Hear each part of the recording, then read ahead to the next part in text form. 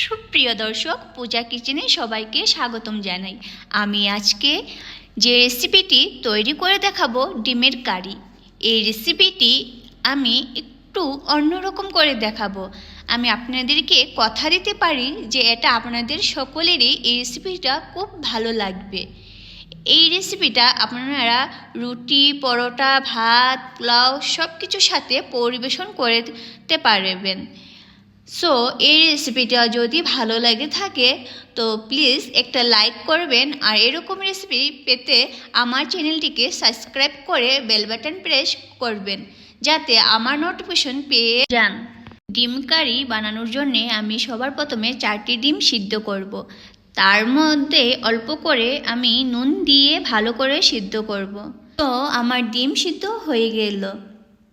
ঠান্ডা জল দিয়ে ধুয়ে তারপর ডিমের খোসা ছাড়িয়ে নিয়েছি। দেখুন, কাজটি করব আমি ডিমটাকে নিয়ে চাকু দিয়ে অল্প কেটে নেব।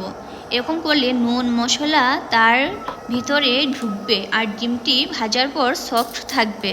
দেখুন বন্ধুরা, আমার এখানে সবগুলো ডিম চাকু দিয়ে কেটে নেওয়া হয়েছে। এখন আমি পরিমাণ মতো নুন দিয়ে দিব এবং হলুদ গুঁড়ো দিয়ে দিব।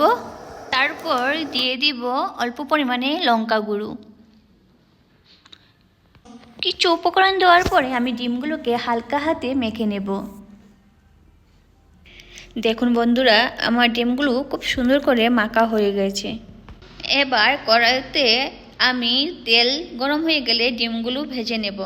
দেখুন বন্ধুরা, আমার সবগুলো ডিম সুন্দর করে ভাজা হয়ে গেছে। এখন আমি ডিমগুলো তুলে নেব। একই তেলের মধ্যে আমি দিয়ে দিব 2টি পেঁয়াজ কুচি। দেখুন বন্ধুরা, এখানে আমার পেঁয়াজ খুব সুন্দর করে ভাজা হয়ে গেছে, অনেক সুন্দর কালার চলে এসেছে। এখান থেকে আমি অল্প পেঁয়াজ তুলে নেব। দিয়ে দিব 1টি টমেটো, 2টি পেঁয়াজ, 8-9টা রসুনের কোয়া এবং আদা সব কিছু পেস্ট করে নিয়েছিলাম। সেই পেস্টটি এখন আমি দিয়ে দিব। দিয়ে আমি খুন্তি দিয়ে অল্প সময় নাড়াচাড়া করব। তারপর আমি পরিমাণ মতো নুন দিয়ে দেব। তারপর আমি 1 চামচ লঙ্কার গুঁড়ো দিয়ে দেব। তারপর দিয়ে দিব 1/2 চা চামচ হলুদ গুঁড়ো। আর আমি দিয়ে দিব 1 চামচ জিরের গুঁড়ো। আমি খুন্তি দিয়ে সব কিছু উপকরণ মিক্স করে নেব। দেখুন বন্ধুরা, আমার এখানে সব কিছু উপকরণ একসাথে মিক্স করে আমি এখন ঢেকে দেব 5 মিনিটের মতন।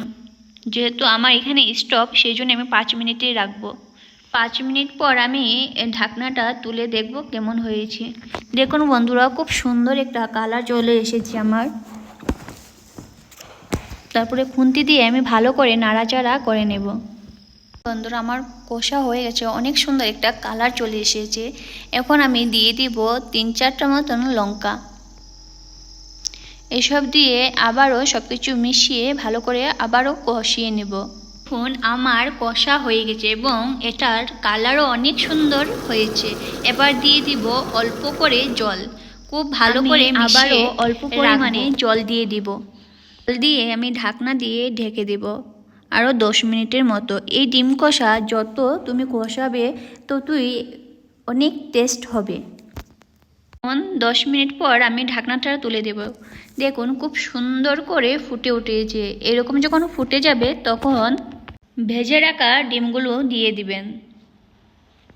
দিয়ে ঢাকনা দিয়ে ঢেকে রাখবেন যাতে সব কিছু একসাথে মিশিয়ে যায়।